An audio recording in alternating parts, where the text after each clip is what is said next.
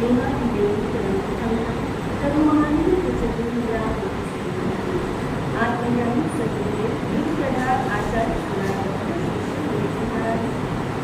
भारतीय प्रवचनी स्वामी सूर्य डॉक्टर शरण आत्मा श्री अजय कुमारी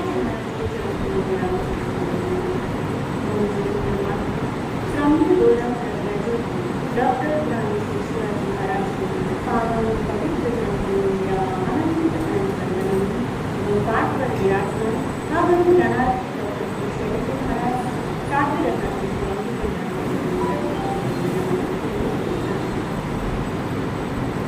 हमारी चर्चा चल रही थी ध्यान को लेकर कि प्रभु महावीर ने 4 प्रकार के ध्यान बताए हैं।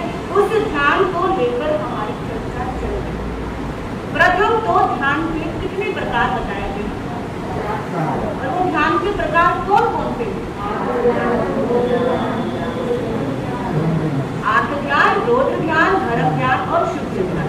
हमने कल चर्चा करी थी आत्म ध्यान कि आत्म ध्यान में मनुष्य क्या क्या पाप कर्म करता है, आत्म ध्यान में मनुष्य किस तरह से जुड़ा हुआ है, इसकी चर्चा हमने करी थी। आत्म ध्यान आ जाएगा रोध ध्यान। आत्म ध्यान में व्यक्ति किसके बारे में सोचता है? अपने बारे में सोचता है कि मेरे साथ ऐसा क्यों हुआ, मेरे जीवन में ये दुख क्यों आए, इसके बारे में वो सोचता है आत्म ध्यान। लेकिन रोध ध्यान में व्यक्ति दूसरों के सुखों को देखकर क्या हो जाता है? दुखी हो जाता है।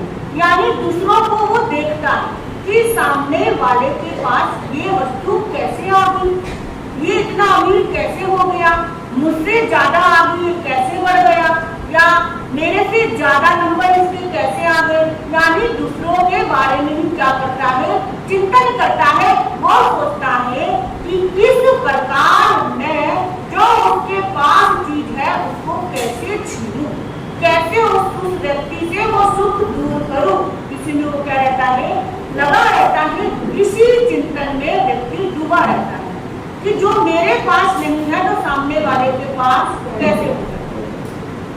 मैं जब सुखों का भोग नहीं कर रहा तो सामने वाला उन सुखों को कैसे भोग रहा है। वो दूसरों के दुखों में प्रसन्न रहता है, उनके दुखों को देखकर वो खुश होता है कि उनके जीवन में भी क्या है? दुख है। इसी को कहते हैं रोध ध्यान। रोध शब्द किससे बना है? रुद्र। रुद्र का मतलब तो पता ही होगा।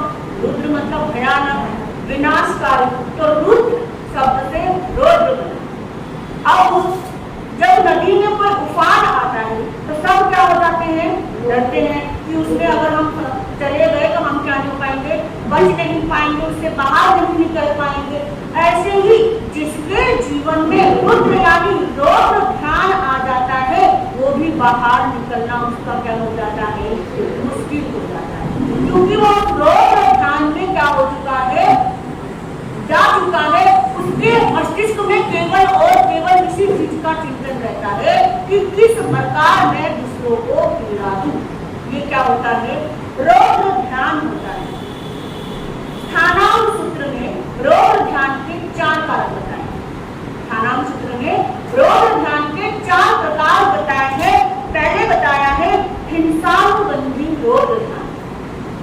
हिंसानुबंधी यानी कि दूसरों को मारना, पीटना, दूसरों को प्रताड़ना, दूसरों के प्राणों का हरण करने का भी क्या करना? चिंतन करना कि कैसे मैं उसके प्राण क्या करूं, हर दूं, किस प्रकार उसको मैं दुख दूं, कैसे उसको कष्ट दूं। इस चीज का मन में क्या रहना? चिंतन रहना। जैसे कि वध, वेद, बंधन, दहन, अंकन और मारण, ये क्या आते हैं? शब्द आते हैं हिंसानुबंधी में। वध यानी कि चाबुक आदि से किसी को पीटना। जैसे कोई गाय है, कुत्ता है, बिल्ली है, उनको घोड़ा है, उनको क्या करना? चाबुक से पीटना, मारना। ये क्या कहलाता है? वध कहलाता है। फिर आया वेद। वेद उसमें क्या होता है? जैसे कील आदि के द्वारा किसी, जैसे गाय की, भैंस की, घोड़े की क्या करते हैं? नाक कान छीन देते हैं। छेदन करना वो क्या कहलाता है? वेद कहलाता है। ये भी हिंसानुबंधी रौद्र ध्यान में ही आता है। फिर बताया बंधन। बंधन यानी बांध कर रखना। अब किसी जानवर को, किसी पशु को पालते हैं घर में, तो उसको हम क्या रखते हैं? बांध कर रखते हैं। तभी तो कहते हैं, जैन धर्म कहता है जो श्रावक होगा वो किसी भी पशु को बांध कर नहीं रखेगा। आजकल क्या हर घर में कुत्ते पालने का शौक है ना, उनको हम क्या रखते हैं? बंधन में रखते हैं, बांध कर रखते हैं कि कहीं इधर उधर ना चले जाए। तो जो रस्सी से बांध कर रखा जाए वो भी एक तरह से क्या होती है? हिंसा भी होती है, क्योंकि हम उनकी आजादी को छीन रहे हैं। फिर आया दहन। दहन यानी कि आग से जलाना। कई बार क्रोध में आकर, गुस्से में आकर किसी जीव को, जंतु को हम क्या कर देते हैं? व्यक्ति जला देता है, तो वो भी क्या है? हिंसानुबंधी रोध विधान के अंतर्गत ही आता है। अंकन। अंकन यानी कि तपी हुई लोहे की सलाखा से किसी पशु के शरीर पर क्या कर देना? चिन्ह बना देना। कि अपनी पहचान के लिए चिन्ह बना देते हैं कि हमारा है, उसके नाम लिख देना या कोई चिन्ह अंकित कर देना। तो उसको करने के लिए लोहे को गर्म करके फिर वो चिन्ह बनाया जाता है। तो ये भी एक प्रकार की हिंसा भी होती है। फिर बताया मारण। मारण यानी कि किसी को जान से भी मार देना, उसके प्राण निकाल देना, वो क्या कहलाता है? मारण कहलाता है। दूसरा है मृष्यानुवाद रोध विधान। पहला क्या है?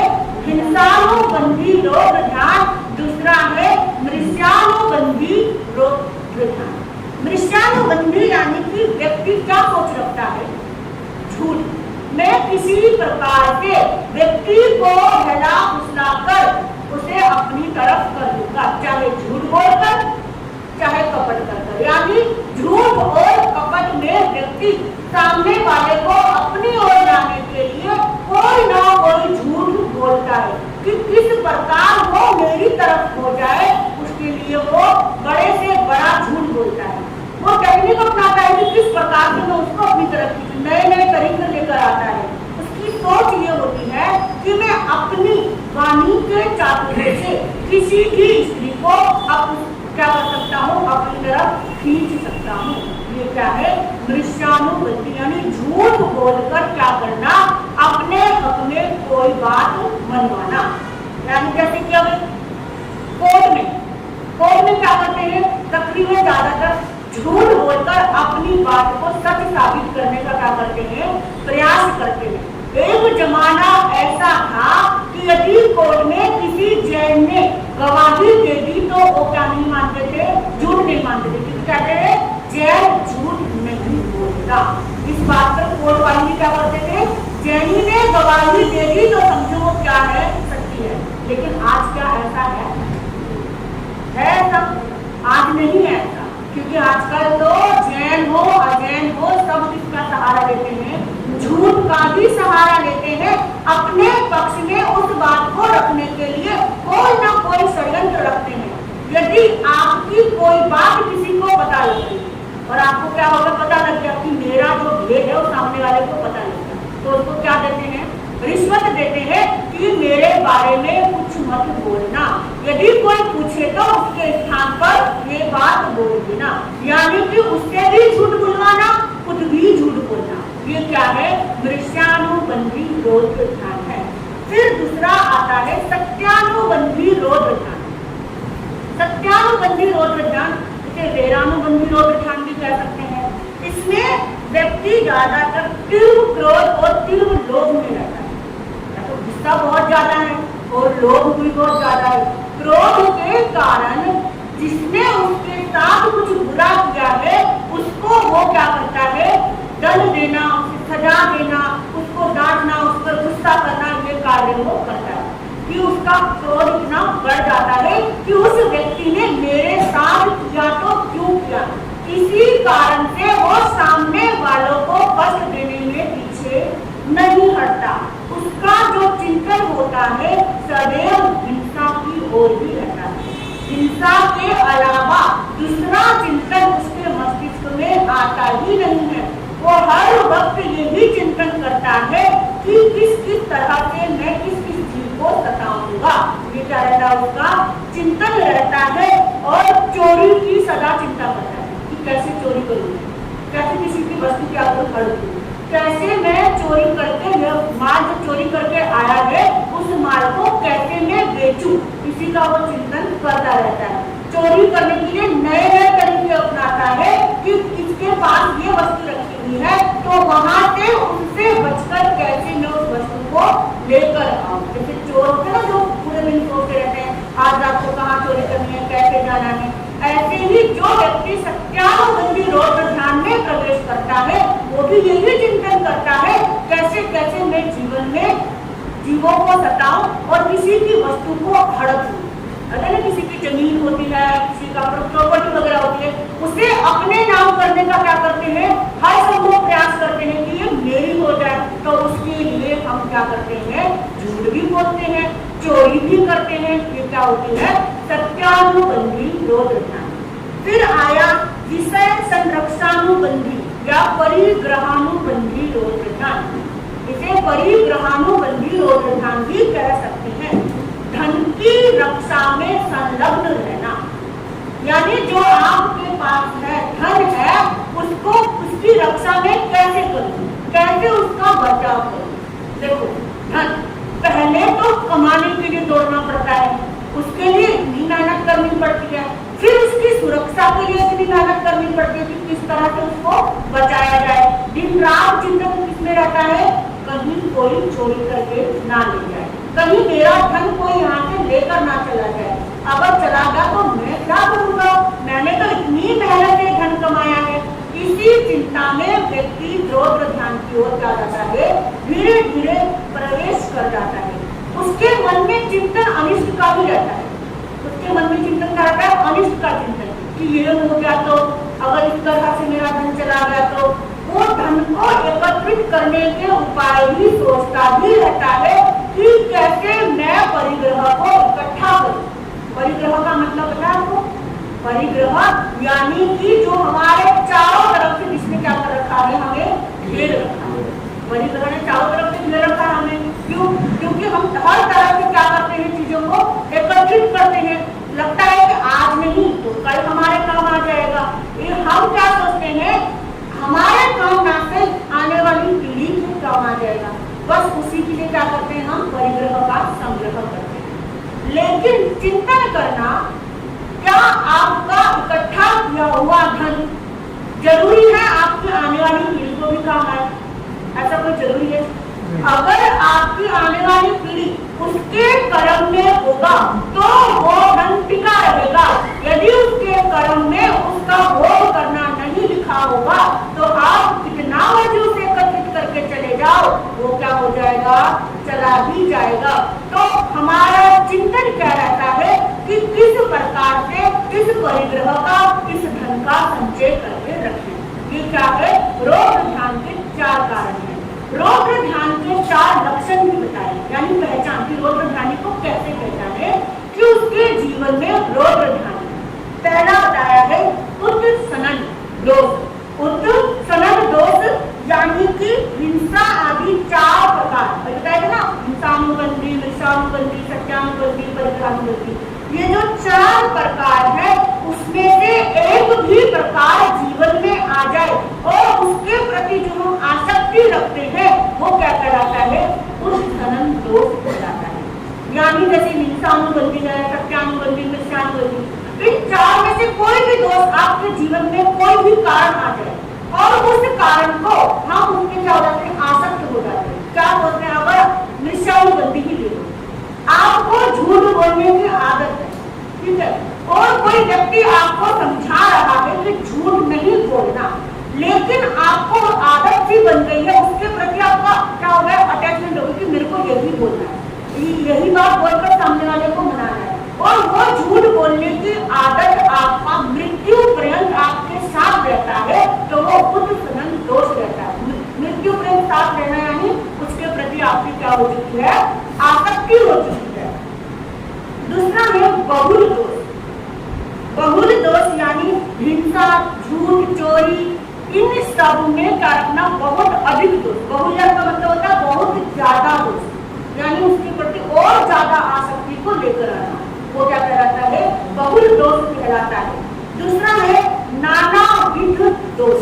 नानाविध यानी कि प्रकार के क्रूर कार्य होते हैं उनको अपने जीवन में लेकर आना।